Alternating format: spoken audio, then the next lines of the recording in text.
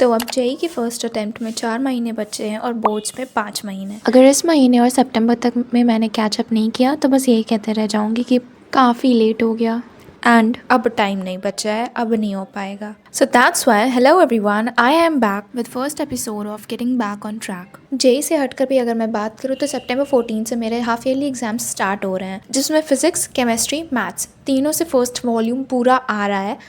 देखो, मुझे मैथ्स में अभी उतनी टेंशन नहीं, क्योंकि स्कूल में ऑलरेडी फर्स्ट वॉल्यूम ख़त्म करा दिए हैं इन लोग, और मेरा भी लाइक ख़त्म हो ही गया है ऑलमोस्ट। मुझे चिंता हो रही है फिजिक्स की, क्योंकि उसमें मेरा अभी 5th चैप्टर चल रहा है, और लाइक स्कूल वाले तो सेकेंड वॉल्यूम भी आधा ख़त्म करा चुके हैं, बट वो उड़ा उड़ा करके इतना पढ़ाई कि मेरे पल्ले कुछ नहीं पड़ा है। तो मुझे फिजिक्स में पूरा 5th चैप्टर से स्टार्ट करना होगा, स्पेशली रिविजन पे मुझे फोकस करना होगा, क्योंकि पुराने चैप्टर्स ऐसा लग रहा है ना मैं भूल चुकी हूँ।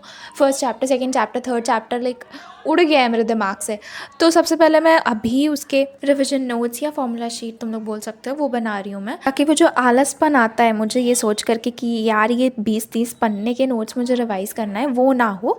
1-2 शीट्स में काम हो जाए पर्टिकुलर चैप्टर का। अभी थोड़ी देर के लिए फिजिक्स की बात साइड पे रखता है, केमिस्ट्री पे आ जाता है। केमिस्ट्री में हालत मेरी बहुत बुरी है, क्योंकि अभी मेरे बस 3 चैप्टर्स ही कंप्लीट हुए हैं फिजिक्स में, electrochemistry, chemical kinetics and solutions. बस वो 3 चैप्टर्स ही कंप्लीट हुए हैं, बाकी की मुझे करना है। वो कंप्लीट होगा मेरा वन शॉट्स देख करके। तो केमिस्ट्री में मैं जेई के लेक्चर्स देखती हूँ, लाइक 4-5 घंटे में अच्छे से चैप्टर को समझा देते हैं उन लोग। बट फिज़िक्स में काफ़ी लंबे लेक्चर्स होते हैं, काफ़ी लंबे लेक्चर्स होते हैं। तो उसके लिए मैं फाउंडेशन का लेक्चर देखती हूँ, उसके बाद बैच से मैं क्वेश्चन प्रैक्टिस कर लेती हूँ। बैच में जितने भी टेस्ट्स वगैरह चल रहे हैं वो तो मैं दे ही रही हूँ, और उसमें अच्छा स्कोर करने के लिए क्वेश्चन प्रैक्टिस तो चाहिए होती है। तो शॉर्ट नोट्स में ऐसा कुछ बना रही हूँ, जिसमें फार्मूले तो मैं सारे इंक्लूड कर रही हूँ, बट कुछ एक्स्ट्रा पॉइंट्स भी इंक्लूड कर रही हूँ जो मैं अक्सर भूल जाती हूँ, क्योंकि फिजिक्स में थ्योरी भी इंपॉर्टेंट होती है। तो अगर मैं मैथ्स की बात करूँ तो उसमें जो क्वेश्चन प्रैक्टिस है मैं ऑनलाइन ही कर रही हूँ लेक्चर देख करके।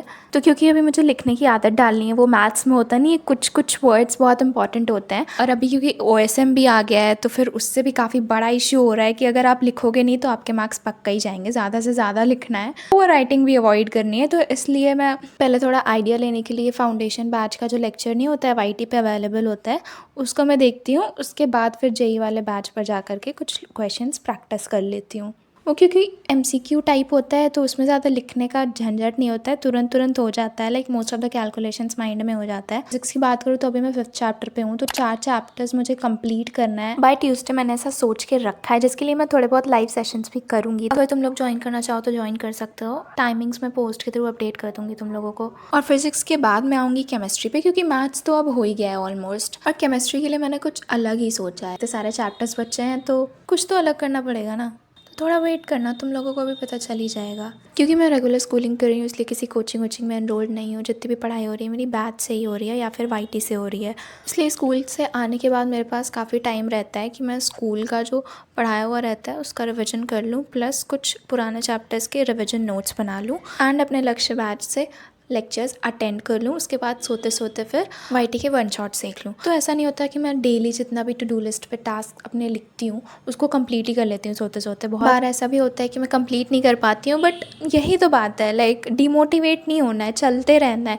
मेरे साथ ये प्रॉब्लम होती थी कि बैच में लाइक काफ़ी बैकलॉग्स हो गए हैं, अब तो काफ़ी आगे का टीचर्स पढ़ा रहे हैं, तो एक काम करती हूँ, छोड़ ही देती हूँ, वन शॉट से कवर करती हूँ। जब वहाँ तक पहुँच जाऊँगी तो फिर बैच के लेक्चर्स वापस से देखना स्टार्ट करूँगी, and that is why like trust me मैं और ज़्यादा पीछे होती चली गई।